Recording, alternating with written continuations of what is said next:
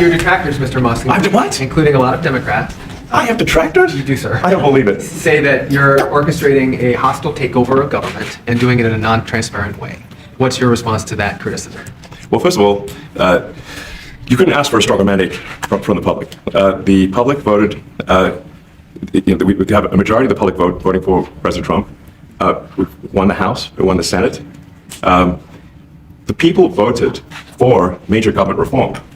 There should be no doubt about that. That was on the campaign. The president spoke about that at every rally. The people voted for major government reform, and that's what the people are going to get. They're going to get what they voted for.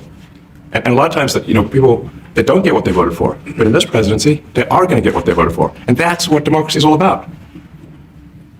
Mr. Musk, the White House says that you will identify and excuse yourself from any conflicts of interest that you may have. Does that mean that you are in effect policing yourself? What are the checks and balances that are in place to ensure that there is accountability and transparency?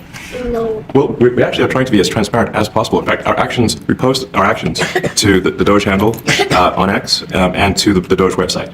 So all of our actions are maximally transparent. In fact, I don't think there's been, I don't know of a case where an organization has been more transparent than the Doge organization. And the kind of things we're doing are, I think, very, very simple and basic. They're not, what I mentioned, for example, about Treasury, just making sure that payments that go out, taxpayer money that goes out, is categorized correctly, that the payment is explained, that organizations on the do not pay list, which takes a lot to get there, that actually are not paid, which currently they are paid.